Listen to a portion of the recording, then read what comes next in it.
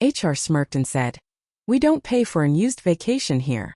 They stopped smiling when my lawyer showed them the policy they'd ignored, and the company had to wire me $9,800 in compensation. My name is Dol Carter, 57, 22 years in this building. I know which elevator stalls between the 3rd and 4th floor when it's humid. I know which conference room door sticks unless you lift the handle first. I also know when someone is bluffing. Today the bluff wore a crisp blouse and a name badge that said Maya, HR manager. Maya gave me the look people give a wall clock, glance, dismiss, waited out. Beside her sat Richard Hale, vice president of operations. Sharp suit, quiet tie, the kind of smile people practice in mirrors. A thin folder lay between them. My name on a tab. No thanks for the late nights. No mention of the projects that hit targets because I kept pushing while others were in strategy. Restructuring, Richard said. Your role is redundant. His tone was neutral like cold water. I see, I said. No argument. No please. I let the pause do the work. Maya slid a paper across the table. Severance 1 week. Standard. Her pen tapped twice. And just so we're clear, this company doesn't pay out unused vacation. That's not accurate, I said. Maya's smile twitched. It's our policy. Then your policy changed since last quarter, I said. Or someone forgot to read page 13. Richard laced his fingers. Dol, let's not make this complicated. Complicated is ignoring documentation, I said. I'm asking for what's owed. He exhaled through his nose. Security will escort you to collect personal items. IT has already disabled your access. We appreciate your service. The conference room had glass walls so everyone could watch the ritual.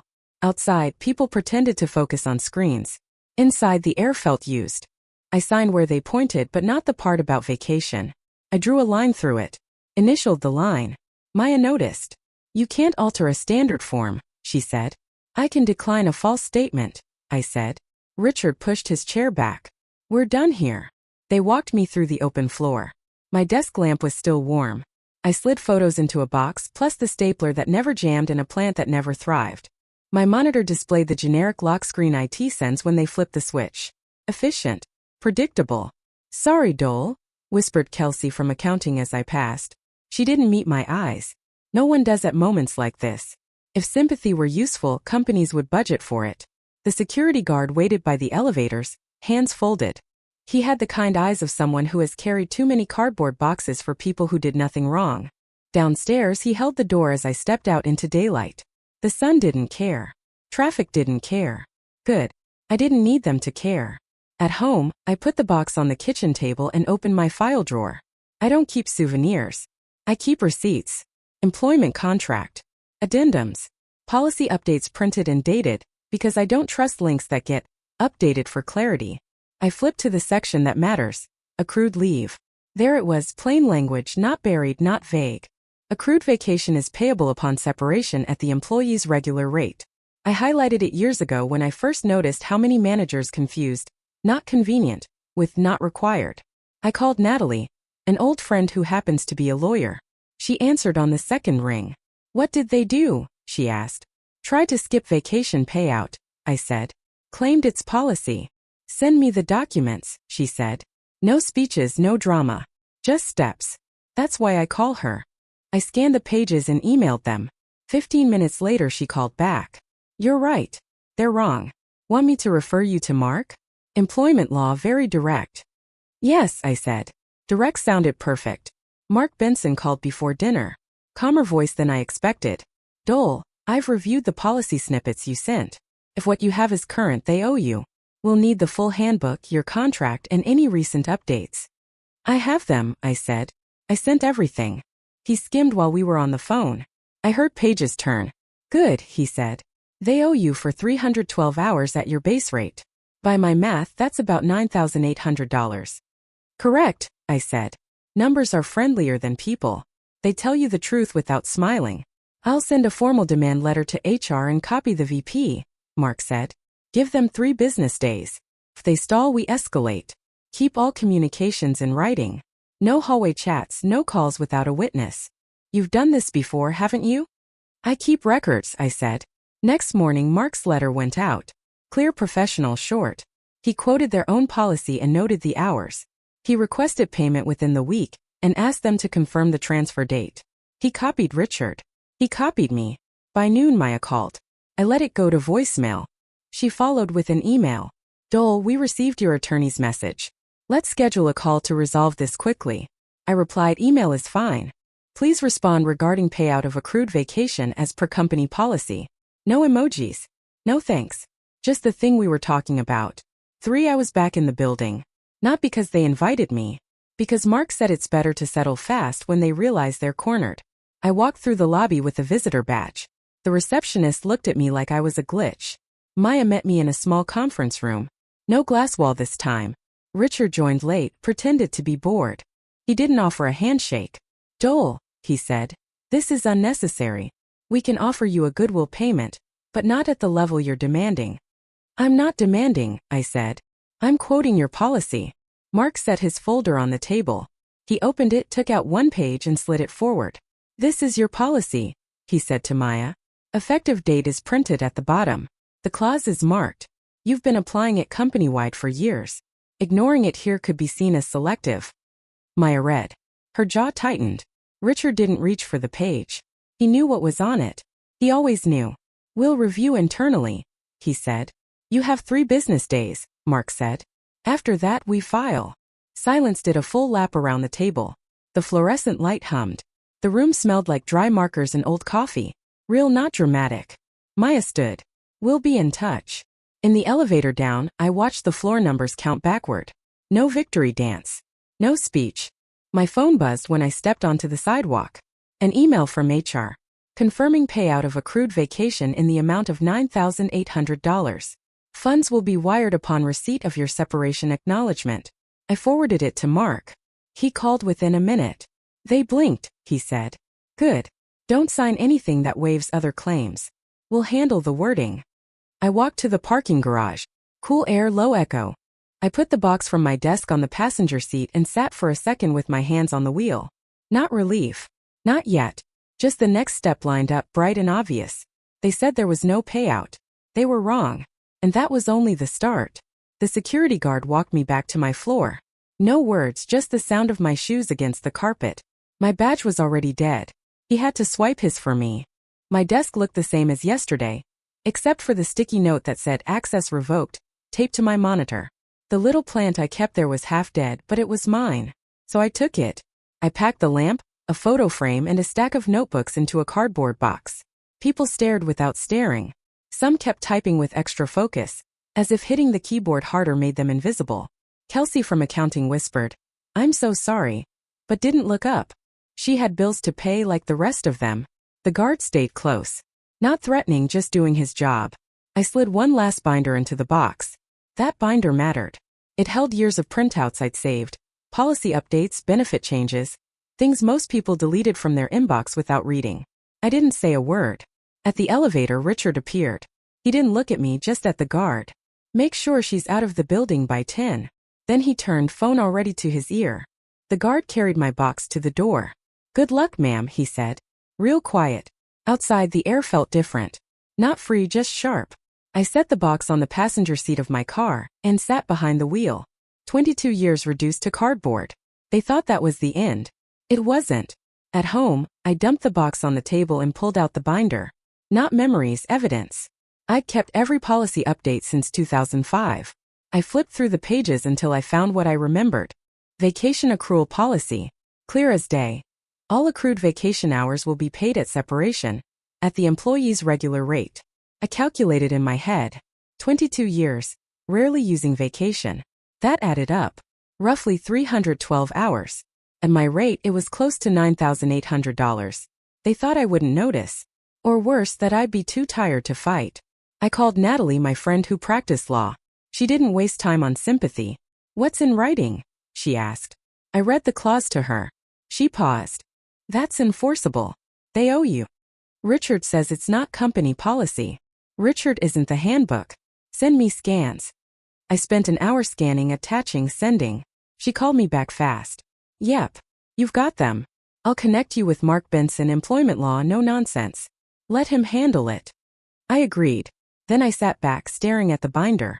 For years, I'd been the one people came to when they couldn't find a form, didn't understand a rule, needed a workaround. All that invisible knowledge. They dismissed it. Now it was my weapon. Natalie set it up. By the next afternoon, I was on the phone with Mark Benson, employment attorney. His voice was steady, businesslike. "I've reviewed the documents you sent," he said. "That clause is still active. They owe you. Period." "They already told me it's not policy," I said. Mark gave a short laugh. "They can say anything. What matters is what's written. And what's written is enforceable." He asked for the total hours I'd logged. I had the number ready, 312. He tapped on a calculator. "That's $9,800 before taxes. If they refuse, we escalate. But most fold once they see it in writing." "What's the first step?" I asked. "A demand letter. Short, formal, and copied to leadership. It shows you're not bluffing." By evening, the letter was drafted. 2 paragraphs, no fluff. It quoted their own policy, listed my accrued hours, and requested confirmation of payout within 3 business days.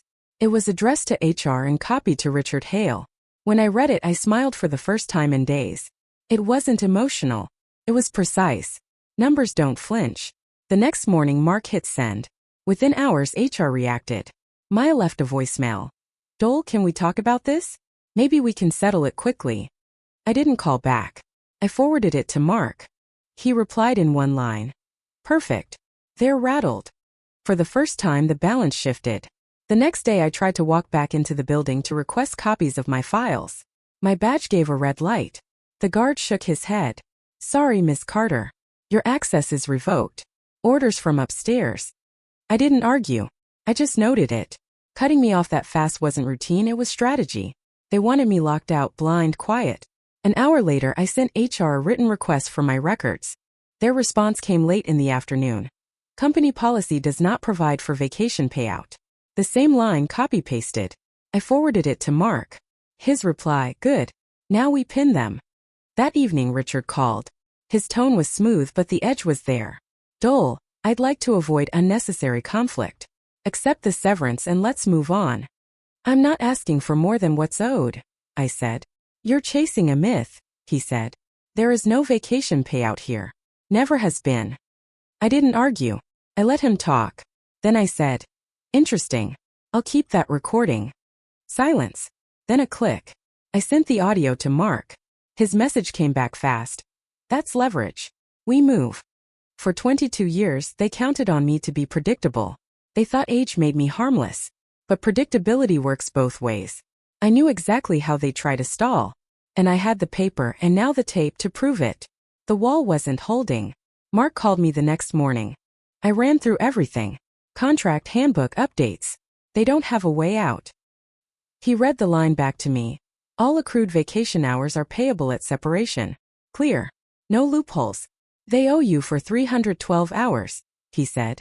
"That's $9,800 at your base rate.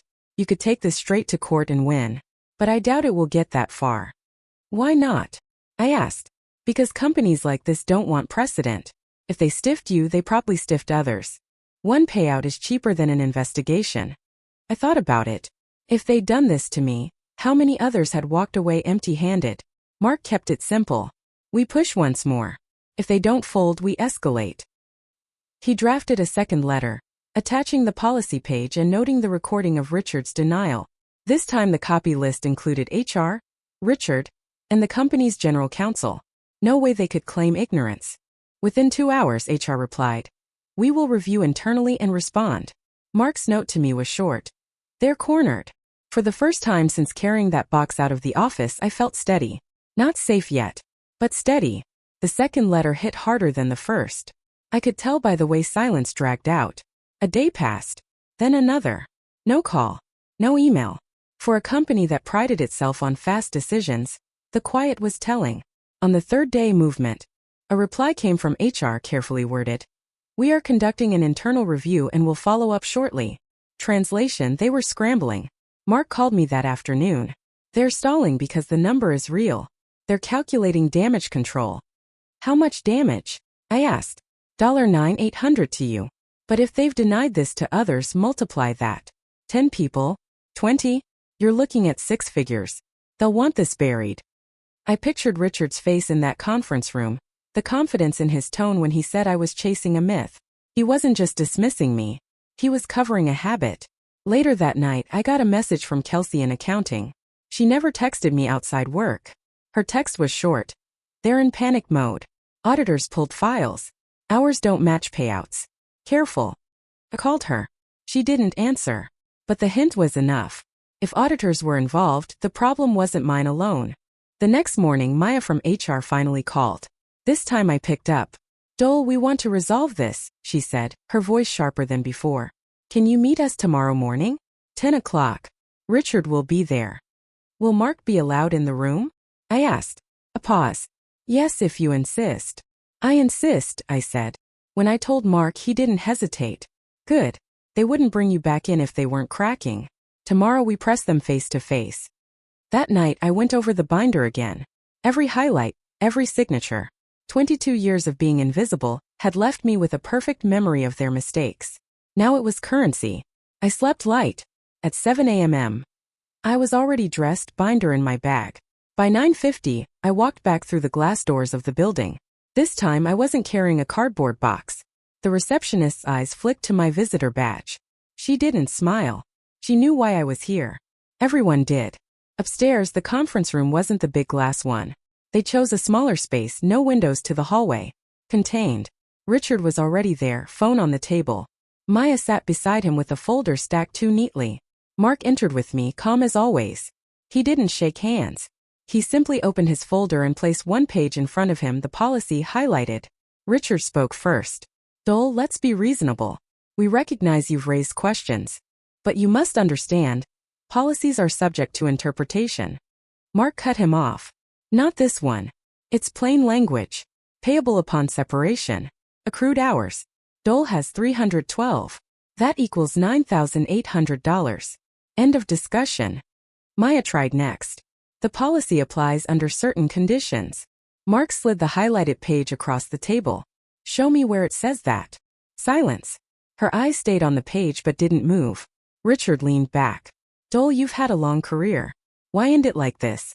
Take the goodwill payment we're offering, walk away with dignity. I looked him in the eye. Dignity isn't for sale. Neither are my hours. Mark pulled out a second document. And before you argue further, here's a transcript of Mr. Hale's statement last week, claiming there is no such policy. We have the audio. That is called bad faith. Richard's jaw tightened. His hand twitched toward his phone but didn't pick it up. Maya shifted uncomfortably. We'll need to confirm with legal. You have 3 days, Mark said. Then we file. The meeting ended without handshakes.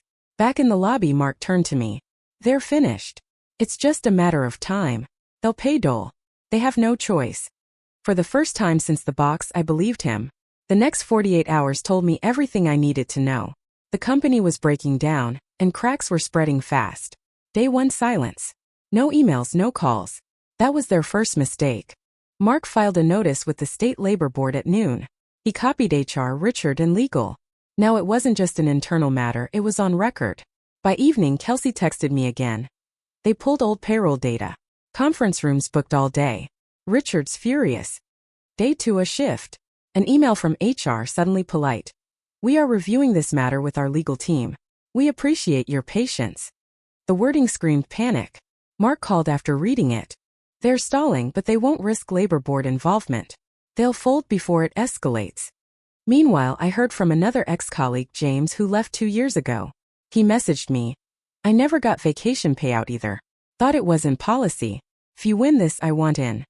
That was the nightmare scenario for them. One claim turns into many. A quiet cover-up becomes a class action.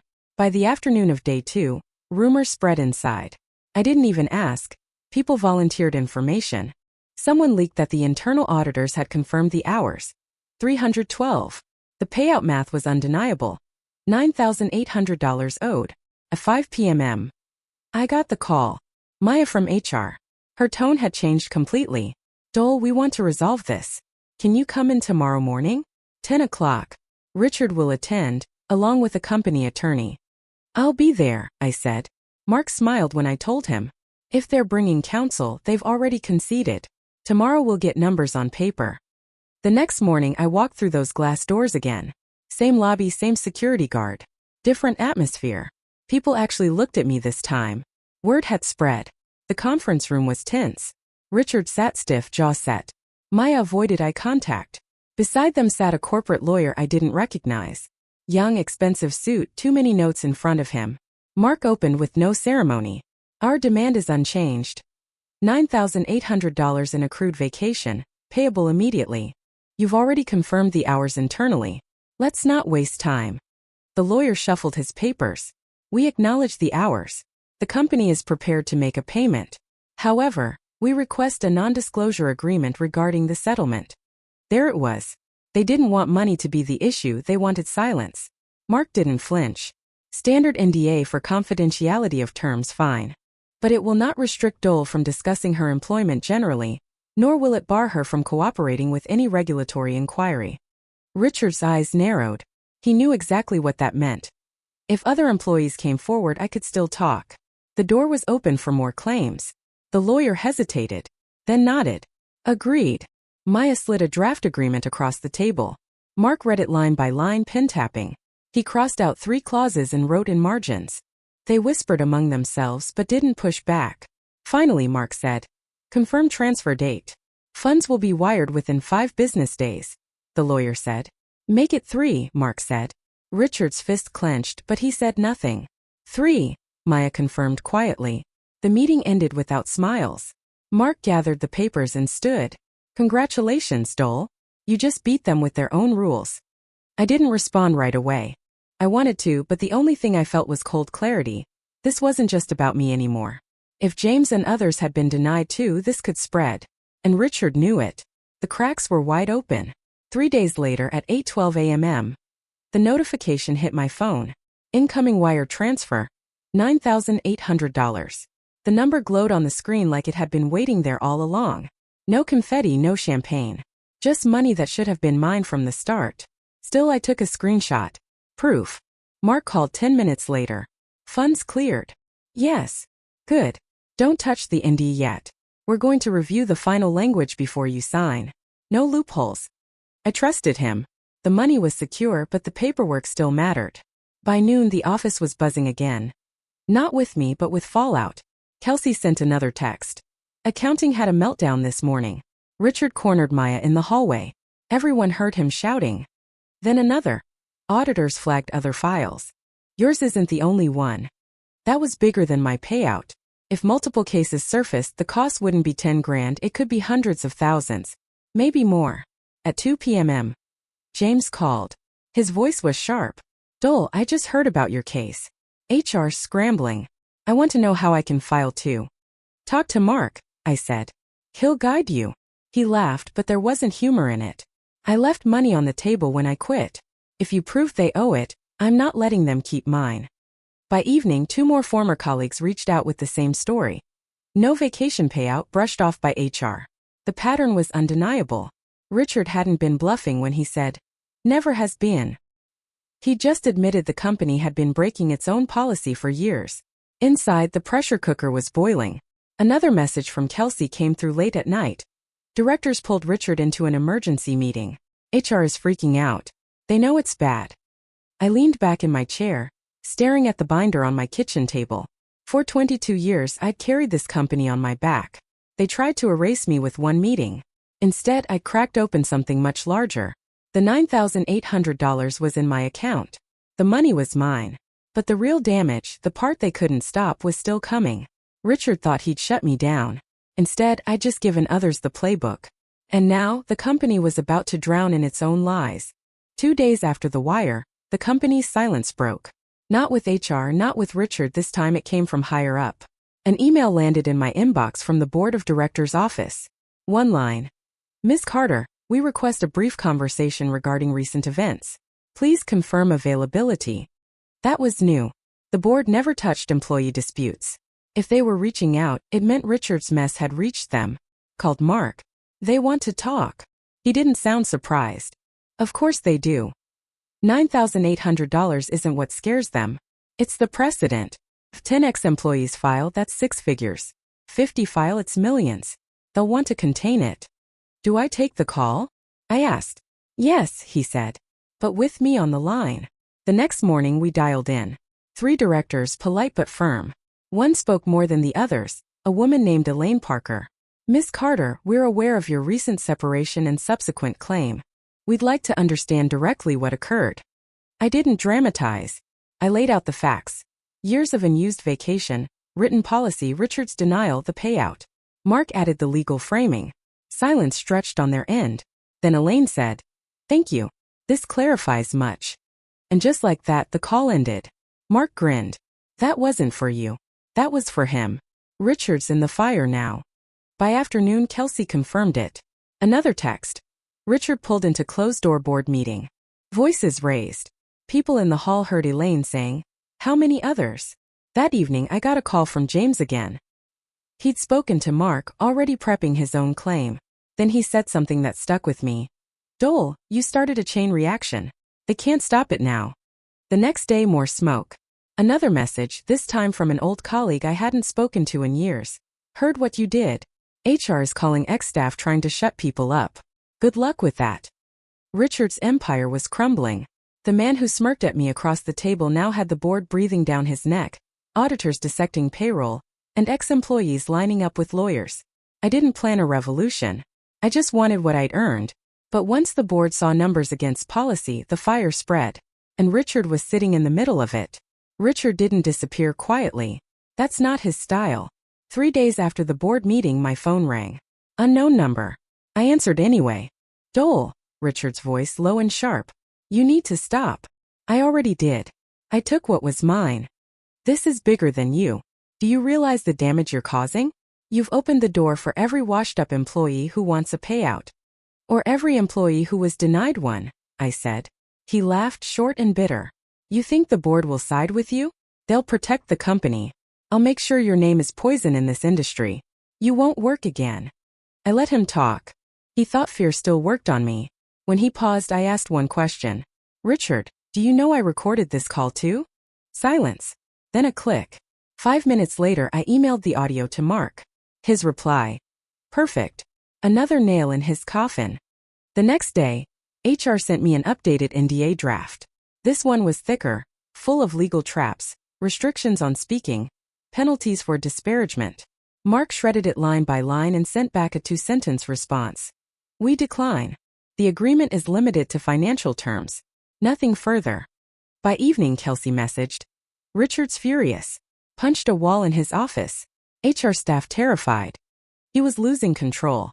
For years, he dictated outcomes with his title and his tone. But recordings don't flinch and money doesn't lie. 2 days later, news spread. The board had hired an external law firm to audit separation practices over the last 5 years. That was the death sentence. If the audit proved multiple violations, Richard wouldn't just lose his job, he'd lose his reputation. Mark called me again. He'll try something desperate. Don't respond directly anymore. Everything funnels through me. Understood, I said. Richard thought intimidation would save him. Instead, every word he spoke became evidence. And the more he fought, the deeper he sank. The board didn't waste time. Within a week, outside lawyers arrived. Not consultants, not HR reps, real investigators with boxes of files and questions no one wanted to answer. Kelsey texted me the first day they showed up. They pulled payroll records for the last 7 years. People are panicking. HR closed their doors all afternoon. By the second day, the scope was clear. It wasn't just me or James or a handful of cases. The audit uncovered dozens of employees who left without vacation payout. Some went back as far as 2016. Mark called after hearing from one of his contacts. Dol, this is systemic. We're talking potentially hundreds of thousands, maybe 1 million in liability if everyone files. You didn't just win your case, you lit a fuse. Meanwhile, Richard tried to keep control. He sent an all-staff email about maintaining focus and not engaging in speculation. But people weren't stupid. They knew. Hallways were buzzing, and word leaked faster than HR could contain it. Another ex-employee, Laura, reached out to me. She'd left 4 years earlier, denied her payout the same way. She still had her contract. If you can fight them, so can I, she said.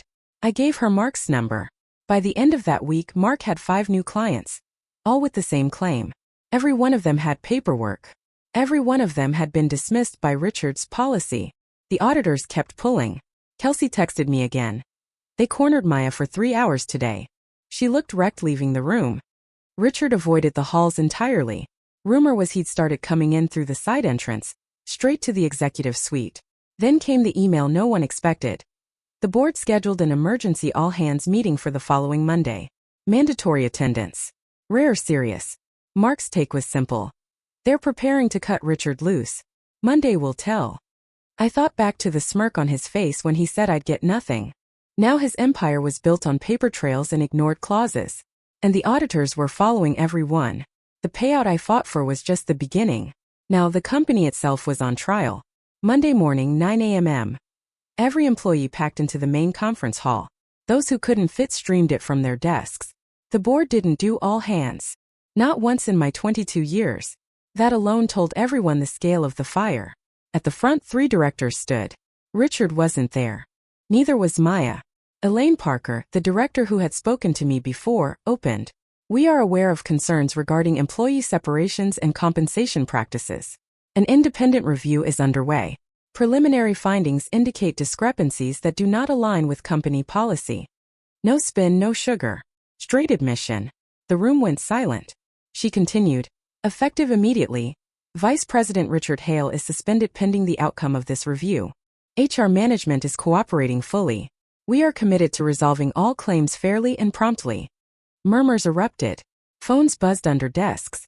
In 20 seconds, the news spread across the building. Richard was out. Elaine closed with one more line. If you believe you have unresolved compensation issues, we encourage you to contact the review team directly. No retaliation will be tolerated. That was it. 10 minutes. But the impact was nuclear. Employees who had been silent for years suddenly had an open door. By noon, Mark texted me. We just got 36 inquiries from current and former staff. It's blowing wide open. I sat at my kitchen table, coffee cooling beside me, binder still in reach. The payout I won was small compared to what was coming. This wasn't just $9,800 anymore. This was a corporate landslide. For Richard, it was the end of control. For me, it was confirmation. The one thing they underestimated, my memory, my records, my persistence, was the one thing that exposed them. The board hadn't said the word fraud. Not yet. But everyone heard it between the lines. The emergency meeting wasn't the end. It was the detonation. The emergency meeting lit the fuse. By Tuesday morning, the fallout was everywhere. Kelsey texted first. HR flooded with calls. People lining up outside their office. She added another. 3 managers already pulled into meetings about old cases. Mark confirmed it. We've received over 40 inquiries since yesterday. Current employees, former staff, even retirees. Every one of them denied vacation payout. The board has a disaster on their hands. The numbers escalated fast. 40 turned into 60. By Friday, over 100 claims were in motion. If each averaged $7,000 to $10,000, the liability wasn't just 6 figures anymore, it was pushing $1 million. Maya, once smug, now looked crushed. Kelsey told me she'd been seen leaving late every night, papers stacked in her arms. People whispered she might take the fall to shield Richard. But the truth was too big. The company's lawyers started contacting Mark, trying to negotiate a blanket settlement. He rejected it. We don't settle in bulk without reviewing every claim, he told them. Your system failed. We'll handle it one by one. Meanwhile, Richard tried to salvage his image. A memo leaked, him blaming HR for misinterpretations of policy. Nobody bought it. Employees had heard his denials firsthand for years. The recordings made it airtight. James called me again, almost giddy. I filed mine. They can't run from this anymore. Dol, you started something unstoppable. It was strange hearing that. I hadn't set out to spark a movement. I just wanted what was mine. But the silence I broke gave others permission. The board scheduled another meeting, this time with shareholders. The stakes were clear. If payouts ballooned and lawsuits followed, confidence would tank. For me, the fight was technically over. My $9,800 was in the bank. But I wasn't done watching. Because Richard hadn't fallen all the way yet. And I wanted to see the landing. The board didn't drag it out. On Monday, an internal memo circulated before lunch. It hit every inbox at once. Effective immediately, Richard Hale has been removed from his position as Vice President of Operations. Interim leadership will be announced shortly. No thanks. No farewell. Just cut clean. Kelsey forwarded me a screenshot within minutes. It's over. He's gone. By afternoon, the news spread beyond the walls. Industry blogs picked it up.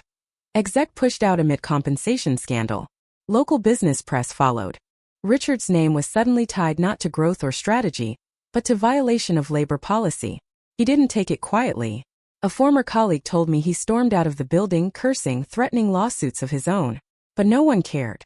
Once the board pulled the plug, his power was gone. Mark called me that evening. It's official. The board sacrificed him to stop the bleeding. They'll pay out claims now, settle quietly. But Richard? He's finished. No company will touch him with this record. I thought back to that first meeting, the smirk, the dismissal, the certainty that I was powerless. Now he was the one erased, not me. Later that night, James called too. He was almost laughing. You should see the chatter online. People are tearing him apart. HR folks are saying his career's radioactive. I didn't laugh.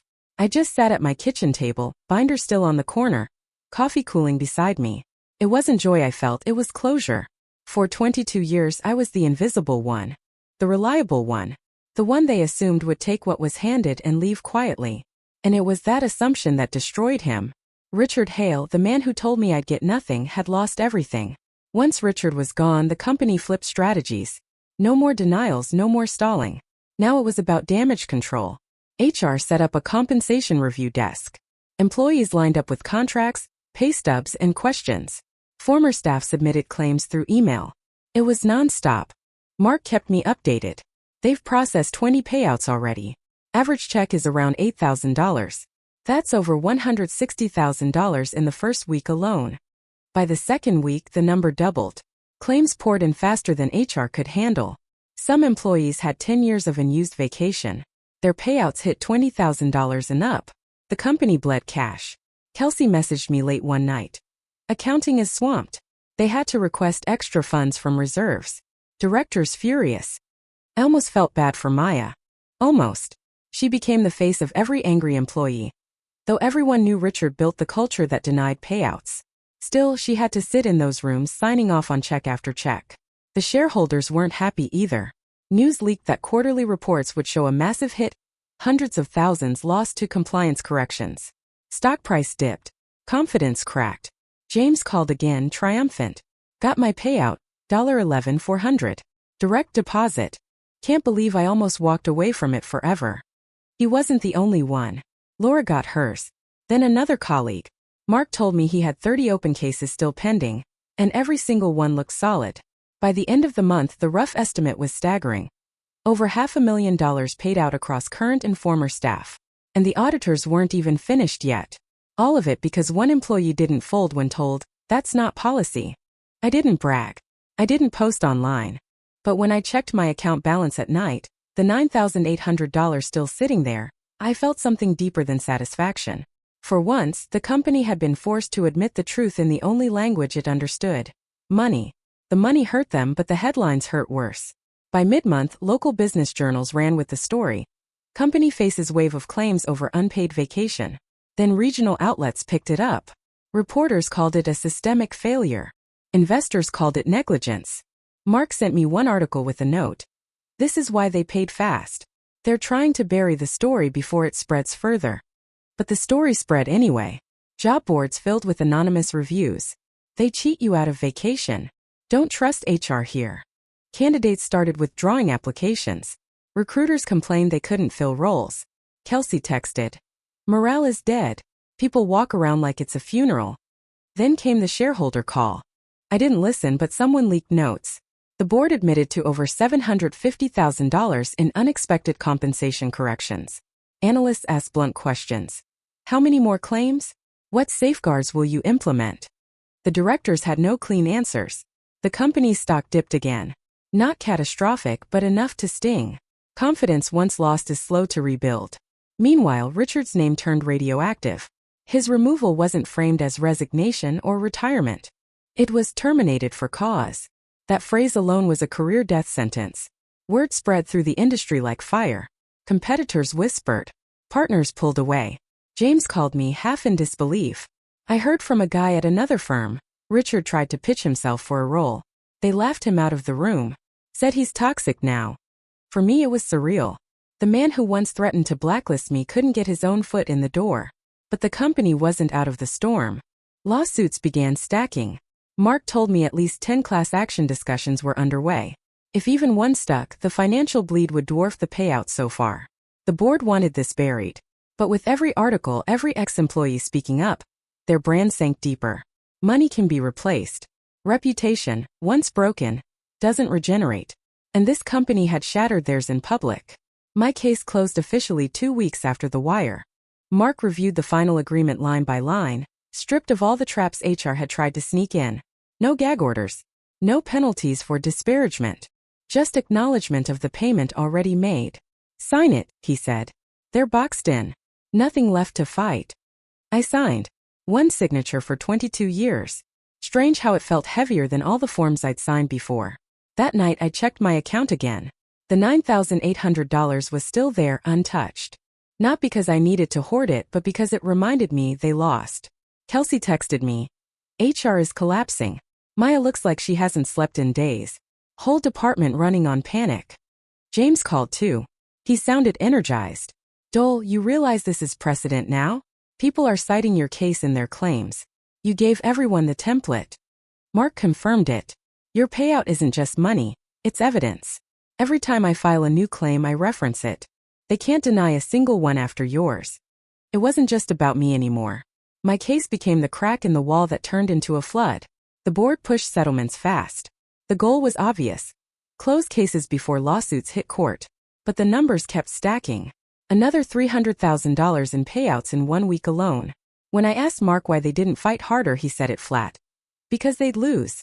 You kept your records. You recorded calls. You forced them to follow their own rules. That broke their defense. Now everyone else benefits. I thought back to Richard's smirk, the way he dismissed me in that room. And now here I was with money in my account and his career erased. It wasn't revenge in the dramatic sense. It was paperwork, persistence, and patience. But it hit harder than anything else could have. The transfer wasn't just $9,800. It was proof that being underestimated was the best weapon I ever had. The company tried to patch the hole, but the damage spread faster than they could cover it. By the end of the quarter, payouts had crossed $1. $2 million. Shareholders demanded answers. The board promised restructuring. Employees translated that as layoffs. Morale was already gone. Now fear replaced it. Kelsey texted me one final update. Half the HR team is leaving. Maya handed in her resignation yesterday. Place is falling apart. Mark confirmed what I already suspected. They'll survive, but as a shell. Reputation shot. Finances bleeding. They'll never be what they were. And Richard? Rumor was he'd tried to spin himself as a consultant, but no one would touch him. His name was poison. The same industry he ruled now treated him like a liability.